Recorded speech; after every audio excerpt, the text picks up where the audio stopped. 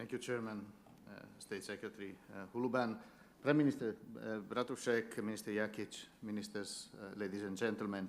It is a great pleasure for me today to address this Southern East Europe Defence Ministerial meeting, and allow me to express at the outset my appreciation to the government of the Republic of Slovenia for hosting such an important number of events dedicated to security cooperation in the Western Balkans and beyond. The security of Southeast Europe is indeed of great importance to the OSCE. Therefore, close engagement with regional initiatives, such as the SEDM process, is a welcome addition to our comprehensive approach to crisis management, peace building, and security in the region.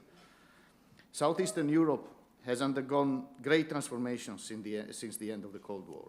We all know that the fall of the Iron Curtain and the disappearance of Yugoslavia have led to a political and security paradigm shift. The search for national identity and territorial integrity in the 90s has led to the bloodiest armed conflicts in the history of the OSCE. And the weakness of democratic institutions, the emergence of exclusionary policies and intolerance fueled this conflict period. The OSCE has actively contributed to the peaceful settlement of these conflicts, the long-term reconciliation process, and the building of post-conflict democratic and pluralistic states. For 20 years, the OSCE has now focused its work on building partnerships in the region in order to overcome the legacy of the past. Today, the security environment of Europe undergoes important changes.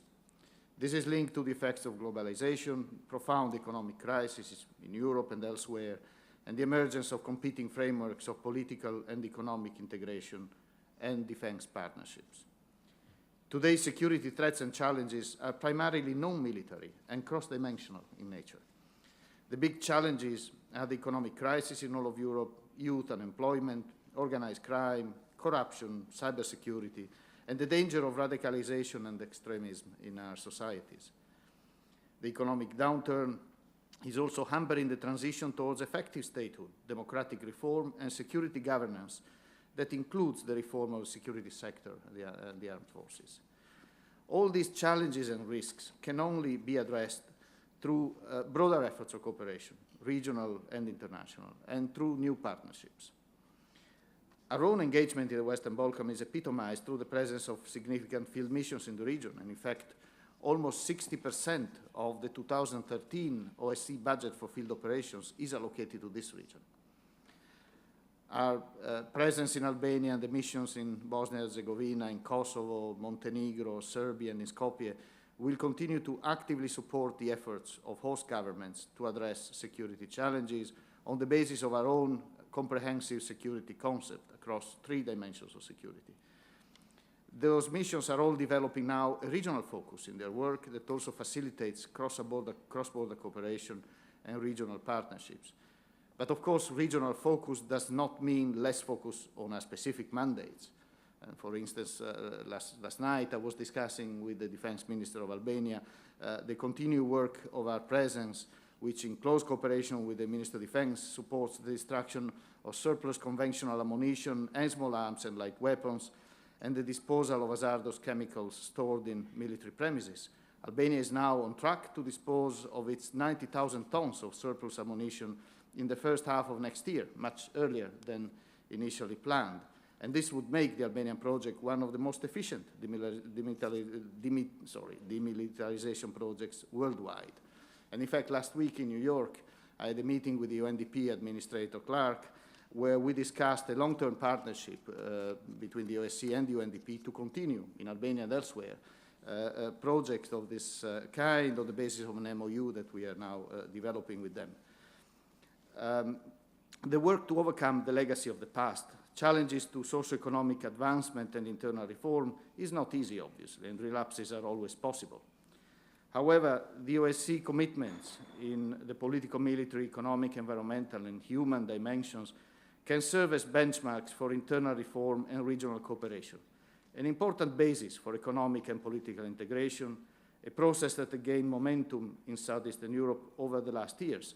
Last year, with the accession of Croatia to the EU, I was in Zagreb to close, in a very successful way, I would say, the OSCE office there after 15 years of OSCE work. And this demonstrated that the progress made and made in a cooperative effort can represent a success for host governments and for all of us. The OSCE, in fact, works closely with the European Union in Southeast Europe in several areas, ranging from police to judicial reforms, from the destruction of stockpiles and conventional ammunition, and to improve stockpile management and security practices. Also, the work of the Regional Cooperation Council is very relevant to us. Earlier this year, Secretary General Svilanovic, who used to be until last year the economic coordinator, environmental coordinator of the OSCE, he presented his encouraging assessment of prospects for regional cooperation and the SE 2010 strategy to the OSCE Permanent Council. And he reported of a growing number of regional institutional link-ups that are very promising in terms of fostering trust, good neighborly relations, and stability. And in this context, it's not just convenient, but also very appropriate to convene ESDM along with the Western Balkan Defense Policy Directors and the A5 US Adriatic Charter meeting within the framework of this comprehensive regional ministerial. The harmonization of regional endeavors is a motto we can wholeheartedly subscribe to. It clearly supports the OSCE key objective of building a security community in the Euro-Atlantic and Eurasian region, an objective of what we call the Helsinki plus 40 process, an ongoing debate in the OSCE. One building block of such a community is the Article 4 process of sub-regional arms control among Serbia, Croatia, Montenegro, and Bosnia-Herzegovina. This has been a resounding success and an important achievement for the OSCE, which led the process but will now hand over to national stakeholders. Important is always to encourage national ownership of these processes. And there may be lessons learned and experience to be shared in terms of applying Article 4 type processes in other regions.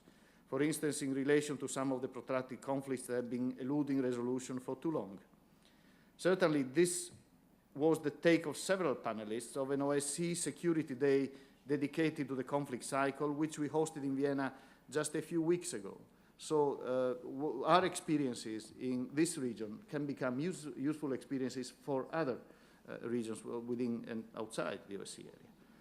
The OSCE Security Days that we now organize 3-4 times per year in Vienna have become a useful instrument to address security policy challenges with high-level representatives and experts in an informal setting. In March, an OSCE Security Day was dedicated to developing a new approach to conventional arms control. And a key finding of that meeting has been that conventional arms control in Europe cannot provide for political solutions where conflicts still prevail. Similarly, military cooperation should be expanded as a confidence-building measure, and such CSBM should reinforce, but not replace, of course, a modernized or new arms control regime. Early next year, we will invite deputy ministers of defense to another security day centered on political military issues with a strong focus on arms control. And the current state of affairs in the field of conventional arms control is perceived by many as unsatisfactory, with the risk of further eroding confidence and trust among participating states.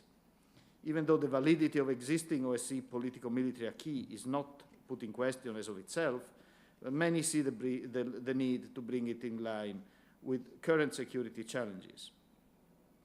It will ultimately depend on the continued adaptation and modernization of the instruments that have been developed over time. And in this context, I welcome the growing understanding among our countries of the need to address this issue of arms control in the future more proactively, including launching a debate on possible solutions, not just challenges. And I think that debate in itself will be a healthy process. The OSCE's inclusiveness and multinational approach, as well as its geographic scope, should be an advantage in this respect. And I would therefore encourage all Southeast Europe countries to actively contribute to this important debate and thus ensure that their security perceptions and interests are duly reflected in the strategic considerations on the OSCE work in the field of conventional arms control and CSBMs. I'm looking forward to the upcoming Swiss and then Serbian OSCE chairmanships in 2014 and 2015. In July of this year, the foreign ministers of Switzerland and Serbia presented their joint work plan for the next 2 years. and the two chairmanships intend to encourage progress on CSBMs and conventional arms control and the implementation of the OSCE Code of Conduct on political-military aspects of security, and push for the implementation of the OSCE Plan of Action on small arms and light weapons. Both chairmanship should have a positive influence on the whole region, and the incoming Swiss chairmanship has just appointed Ambassador Gerard Stuttmann as special representative for the Western Balkans in agreement with Belgrade and for a 2-year mandate, a clear signal of the continued importance of the region for the OSCE. In essence, and in concluding, we are now working to ensure that the OSCE remains useful and relevant in a rapidly changing global security environment. While the EU remains attractive for economic integration, political cohesion, and NATO for collective defense, the OSCE can help forge partnerships in the region through its inclusive approach to conflict solving, to reconciliation, and to cooperative security building, and its strong legitimacy deriving from its consensus-based decision-making. In the new security landscape, it can mobilize its extensive toolbox of instruments to address cross-cutting security issues on a local, national, and regional level. What counts at the end of the day is to make a difference in people's lives. Human rights, dignity, and freedom from fear can only be achieved through a sustained process of reconciliation, dialogue, economic development, and partnership at all levels. Initiatives such as the SEDM are an integral part of such efforts to achieve these fundamental objectives. Thank you very much.